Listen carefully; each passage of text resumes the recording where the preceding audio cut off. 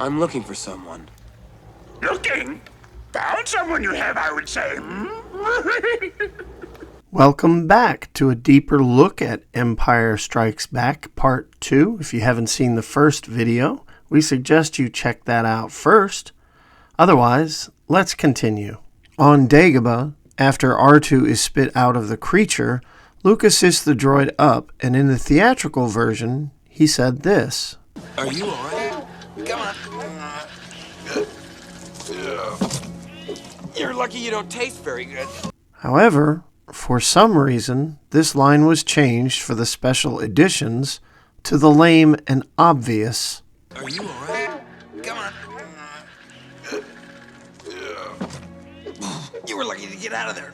This is one of my hated changes from the special edition of Empire Strikes Back, and perhaps I'm nitpicking, but it is what it is. When we see Vader unmasked for the first time, there was footage of David Prowse unmasking, but it was not used, of course. Also, during the scene, look closely, because it's clear this chamber is much like a Bacta tank for medical reasons. As Vader's helmet is lowering, you can see a mask rising away from Vader's face, which is very subtle and very hard to see. Now, David Prowse was a joker, especially since he knew his lines were not going to be used in the film, so he would sometimes try to get a rise out of his fellow castmates. During the asteroid sequence, there is a perfect example of his line distortion habits. When Vader said, "Asteroids do not concern me, I want that ship," he really said on set, "Hemorrhoids do not concern me, I need a shit." With that kind of humor, I'm sure he caused many actors to lose character many times. Yoda went through a ton of names. Once he was called Bundin de Bannon, then Buffy, until he was called Minch. Then he turned into Yoda. He was to be about 3,000 or 4,000 years old. At first, Kirsch didn't like Yoda, but then grew to love the puppet. While directing, Kirsch would specifically talk to Yoda, while Frank Oz was below the set saying things like, "I can't hear you, Kirsch. I'm down here." In the original script, instead of the Emperor wanting to contact Vader, the scenario was flipped. While Luke was training on Dagobah, Vader sensed it using the Force.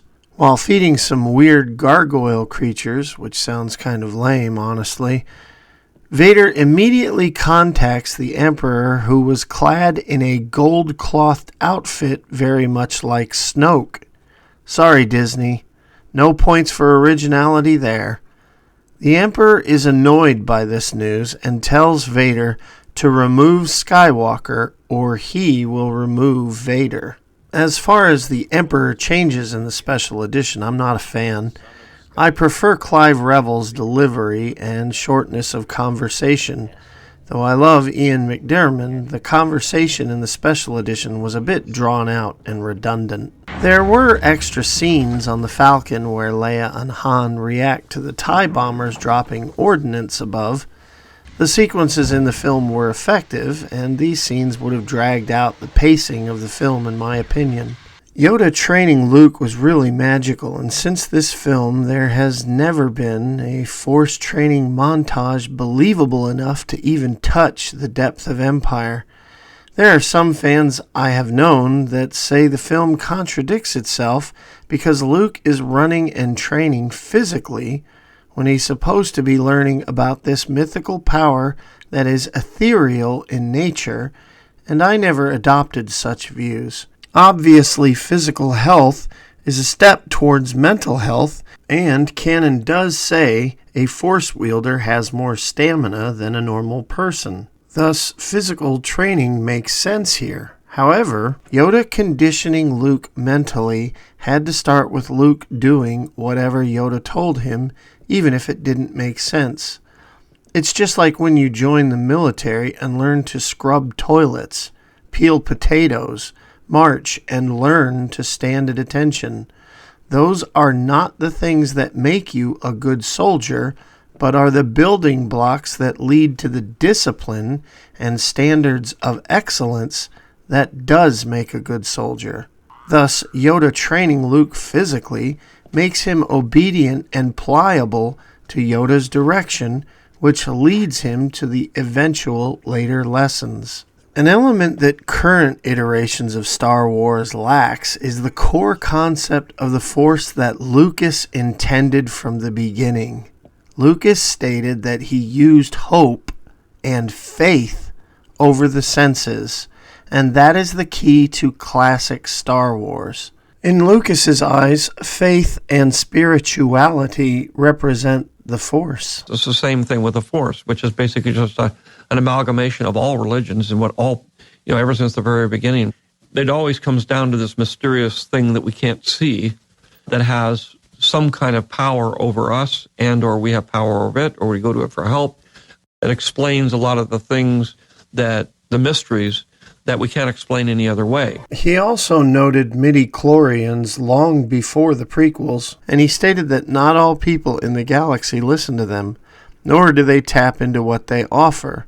This is why the Jedi in the prequel fails. Their faith turned to apathy. The only one with faith was Qui-Gon, and he was rejected by them, and he was the most powerful among them. In Disney Star Wars, the Force is a ridiculous joke, with the exception of Rogue One, and some scenes with Luke in the Book of Boba Fett, which was honestly more of a copy of Empire Strikes Back. It's like the committee writers at Lucasfilm believe the Force is a simplistic thing to tap into, rather than something to work at and gain spiritually. Especially under Filoni, who says you don't even need to have any connection to the Force. You just need to practice at it. And of course, copy previous Star Wars material. It is the opposite of what Lucas says.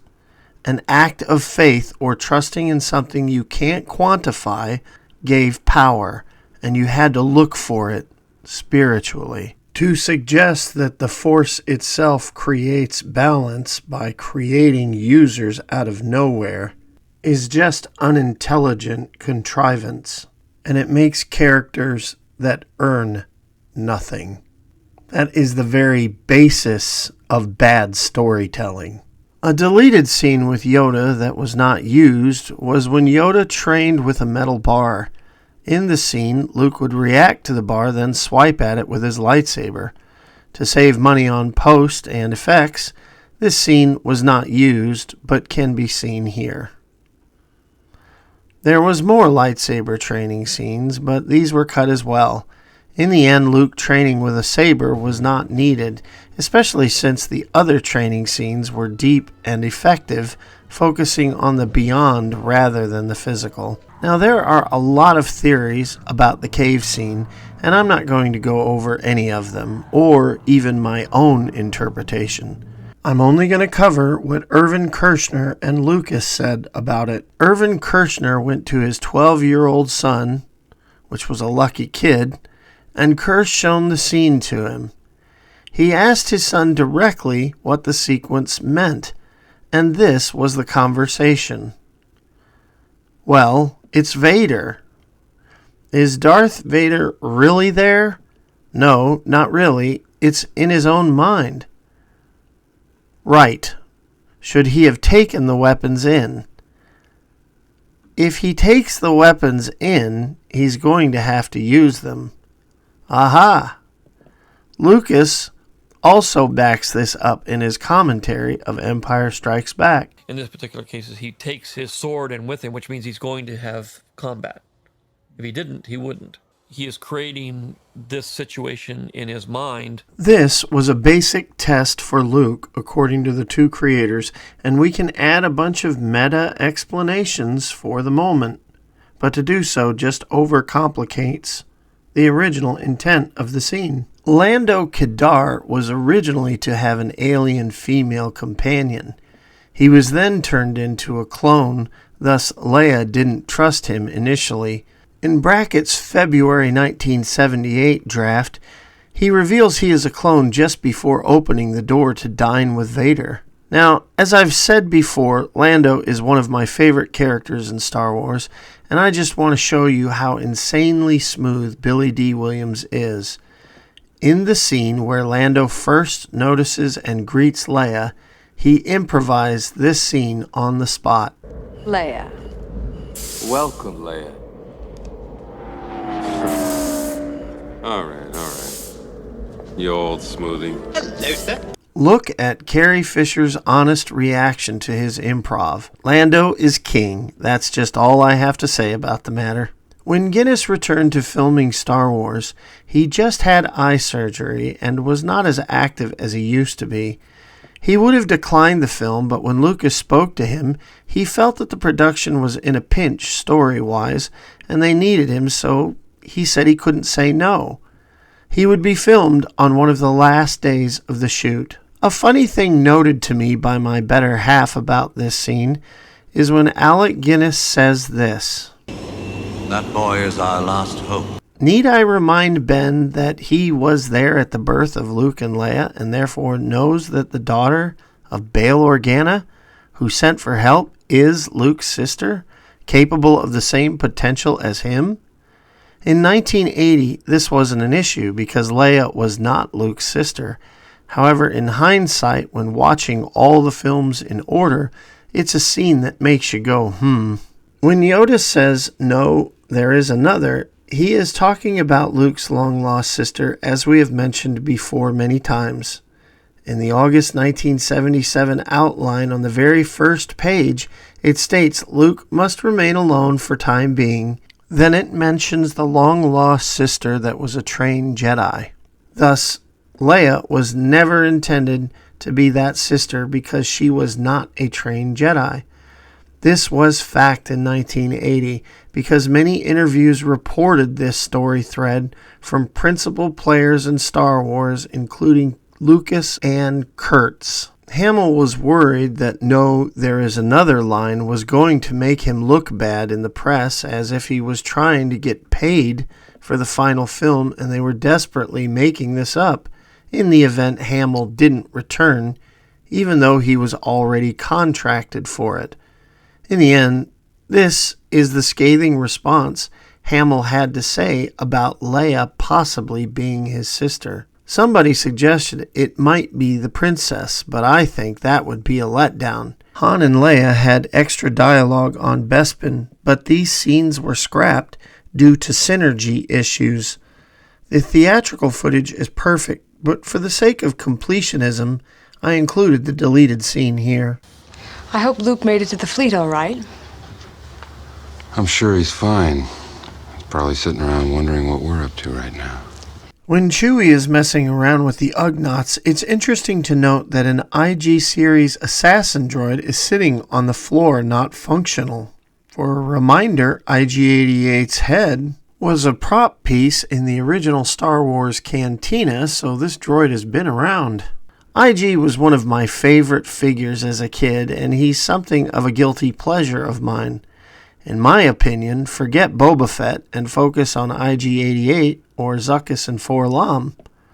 Thus, I couldn't help but point the droid out here.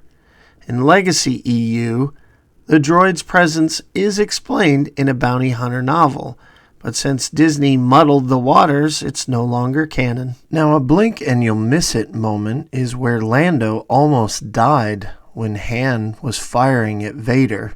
Just inches from Lando's head, a reflected blaster bolt burns into the wall beside him. When Han is disarmed, you can see Lando sticking his head out from behind his cover.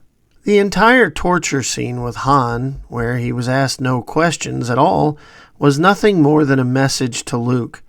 By torturing those close to him, Vader knew Luke would sense it if he had the Force. Thus it makes sense why Vader did what he did. What Vader did on Bespin was basically lure Luke to save his friends, and the real threat here is not Luke's death, because as noted earlier, their goal is to turn him. Thus, the danger for Luke is his turning, not dying, and this makes his situation more dramatic. I also like the fact that Chewie has 3PO in the cell with him because if you saw my prequel videos, I never had a problem with Anakin making the droid and always felt that Chewie having a droid in a cell with him was a plot hole before the prequels came out. Thus, thanks to the prequels, I can make sense of the droid being in there. As everyone should know, Harrison Ford did come up with the famous "I know" line. Rather than go into this well-known fact, let's see if it aged well. I love you.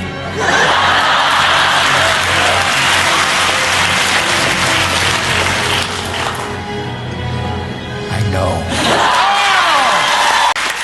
Can someone else have a go? Do you mind? Yeah, sure. So you're from... Do you live here now? No, I don't. So you're just here from Belgium on holiday? I came for this, yes. To see Mr. Ford? Yes. Okay. Okay, so here we go. Wait. So, music. There he is. Music. I love you.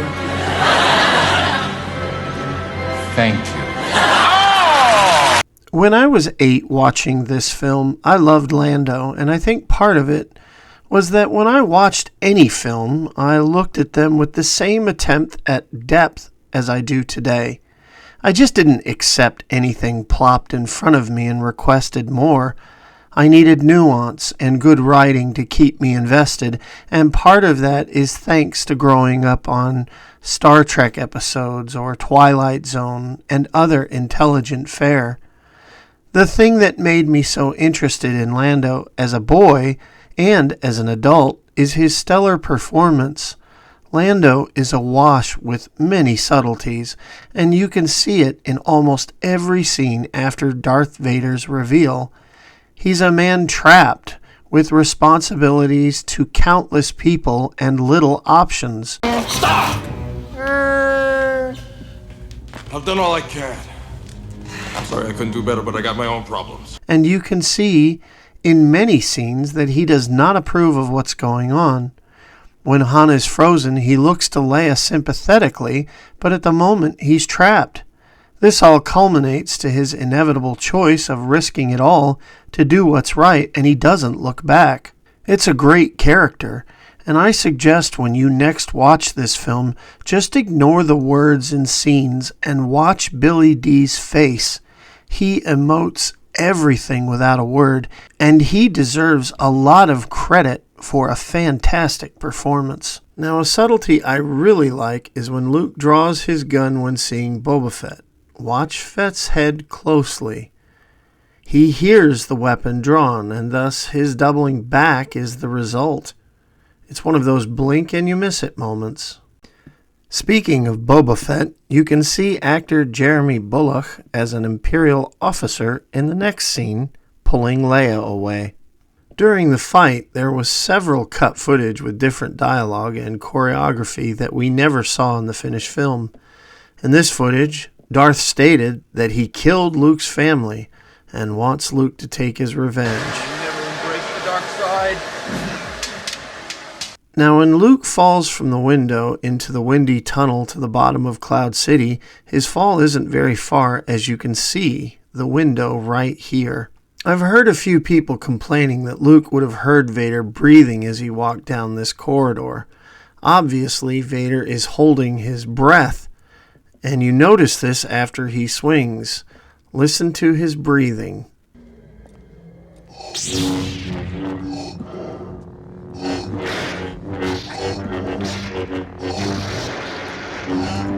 It's unlike anything we've heard from Darth before. Clearly, he was holding his breath, and he is breathing faster in his suit to compensate. Now, Lobot is a really interesting character, especially in Legacy EU. In the deleted footage, Lobot actually gets captured by the Empire. Guards outside the Millennium Falcon docking bay nab him.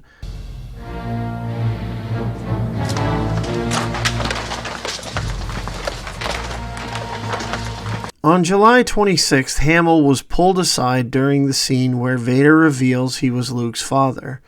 He was told, you know that Darth Vader's your father. Hamill's response was, what? But before he could say more, He was told, David Prowse will be saying stuff that doesn't count. Use your own rhythm to what he's doing. Now, an amazing scene in the film is this moment. As Luke falls, just look at Vader's reaction. He is not jubilant. He is not outraged. He is devastated by the rejection of his own son choosing death over him. Although there is not a line spoken, this image speaks volumes. Another example of really poor special edition judgment is to go from this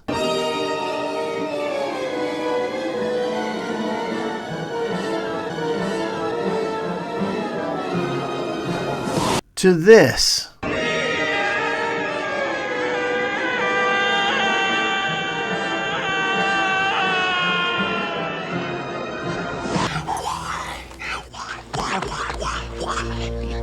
Though this scene would later be adjusted again, it's still stupid. Luke resigned himself to death. Why would he be screaming on the way down when he made that decision? It's such a tone killer. Despite this dumb change, the explanation for why Luke fell into the chamber he did was suction. Some say that Darth forced Luke into a hole so he could survive, but that's not true at all.